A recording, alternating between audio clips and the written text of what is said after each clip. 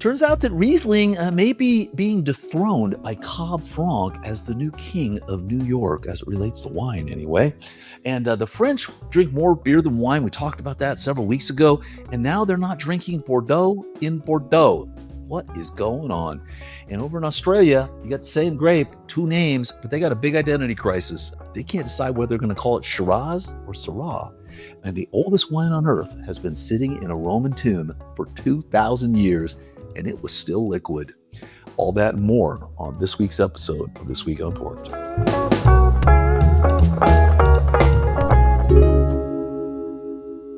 Well, hello, and welcome to episode 107 of This Week Uncorked. This is for Monday, August 3rd. My, how the time flies. I am Brett Martin from Cork and Journey, and if you're not familiar with us, well, we're your number one source for corkage information. And you can get that information not only on our website, but our bright, shiny, brand new mobile application. Just search your favorite store for it. You will find it there. Basically, it is dedicated specifically to corkage fees, and we think you will like it. We also have winery reviews, wine reviews, restaurant reviews, regional wine guides, and oh so much more. Now, with that short plug, let's get right on to this week's wine news.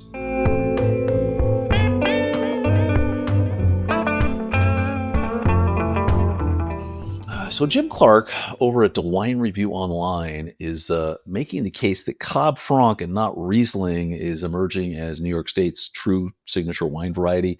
Finger Lakes have been known for a very, very long time for their Rieslings. They're killer. They've won international awards. But Clark is arguing now that Cab Franc has really the ability to become the major wine of the Finger Lakes, Hudson Valley, and all of Long Island. From the article, Cornell University studies have focused on finding the most appropriate clones of Cab Franc, determining which strains best handle New York's conditions. Other Cornell programs have led to improved canopy management practices that better promote balance, ripening, and help cope with Cab Franc's susceptibility to fungal infections, which can be a problem in humid areas. Winery practices have become less forced since the market has grown more receptive to fresher and lighter body reds. Less extracted wines, unburdened by excessive new oak, have become the norm. And for wine lovers who favor a more powerful, more Bordelais take on Cab Franc, Long Island's warmer maritime setting comes close to that profile. Though big, blowsy examples are unusual from there, the wines typically show darker fruit, more body than their cousins from the westerly areas, which moves north into the Hudson Valley. And on the Finger Lakes, the wines become lighter, red-fruited. They got a leanness, a greenness, and tight tannins are no longer common, which is interesting. So I've yet to go to the Finger Lakes and try their wines. I've had a few of the Rieslings. I have had a Cab Franc, and I found it kind of interesting, but I haven't been up there and gone around. It's hopefully on the agenda for next year. I would love to hear your opinions on this. I do think it might be a really great region for Cab Franc, and I think Cab Franc as a standalone grape is amazing. Talked to several winemakers that really feel that, its time might be now to shine, especially over here in the States. So curious what you think.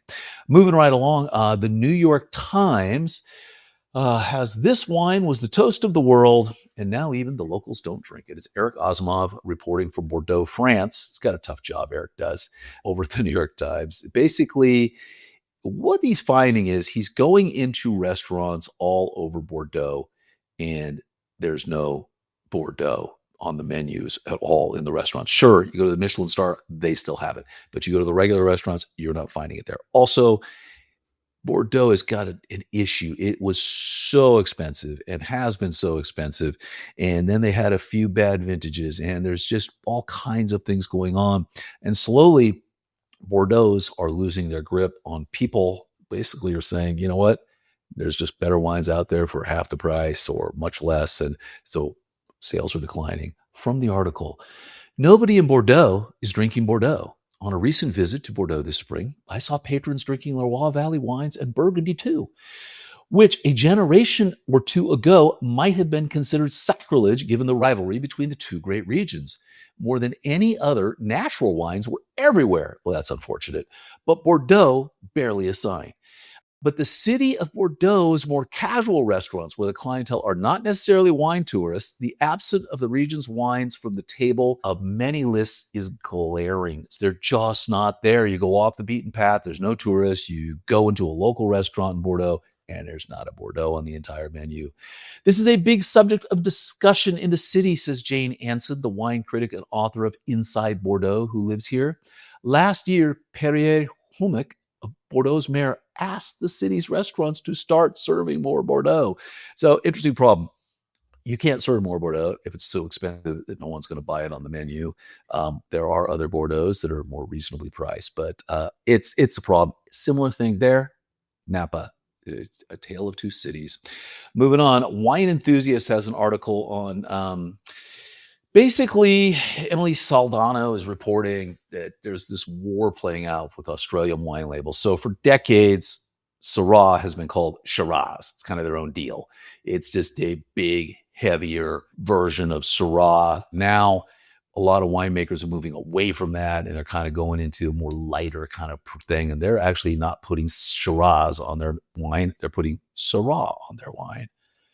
Oh, what will we do? The drama, the controversy from the article.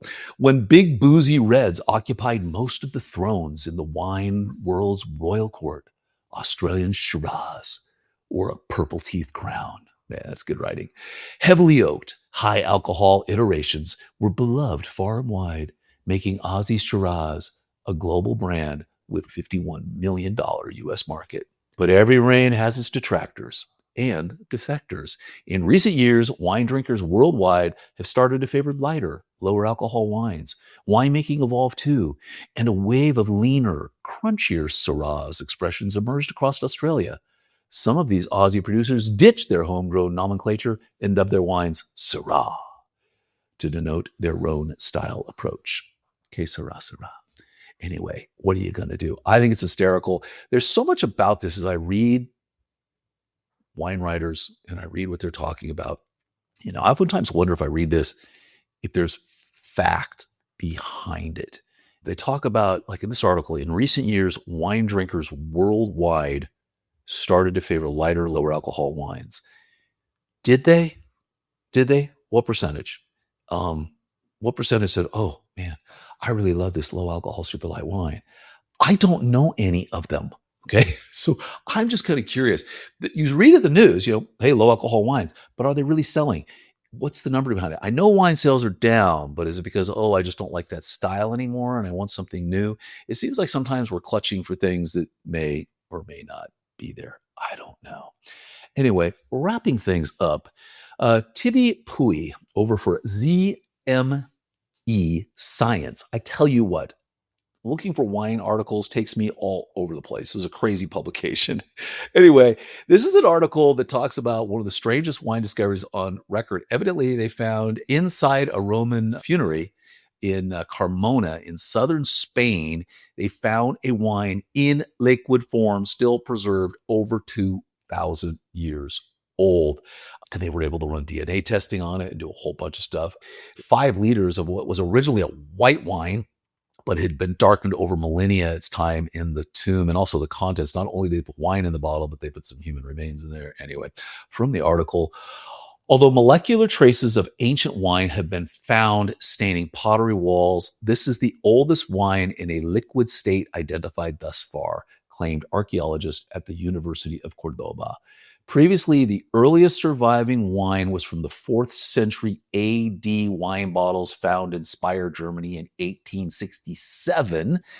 The tomb had remained completely sealed since the remains were placed inside. This ultimately preserved the liquid wine, ruling out other causes for the presence of the liquid, such as floods, leaks, or condensation. It was, in fact, the wine. Anyway, interesting, long scientific article, as you would guess, from the ZMC Science magazine or website. Anyway, check it out. And with that, let's get to our wine and winery of the week.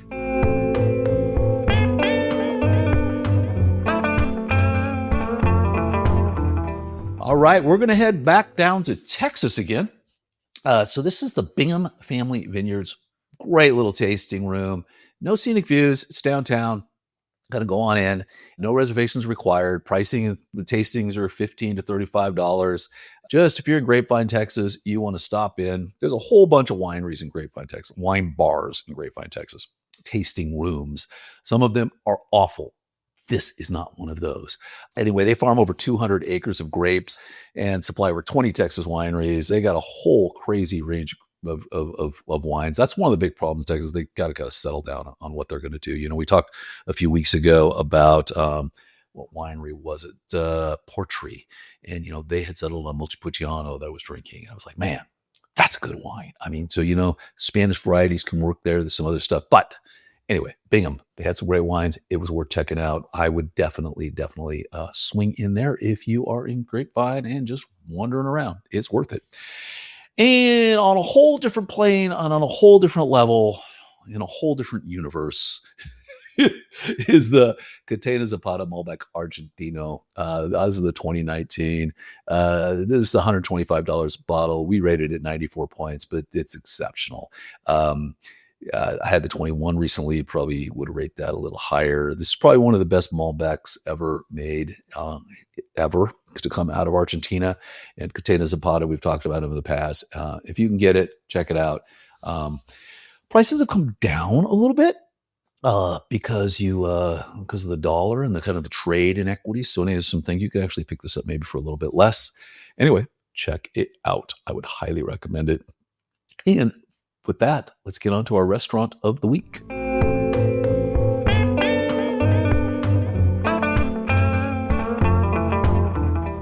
Well, the Catena Zapata Malbec Argentino is, in fact, from Mendoza, from Argentina. And we're now going to go to El Gaucho Argentino Restaurant, not in Argentina, but in Mexico, right across the border, right down from San Diego, California, in Rosarito. This is a place. This is like you would just not expect to find this place when you're down in Rosarito, but you must. The food is amazing. It is an Argentinian family that has run it. This is their brand new location. They've been there for years.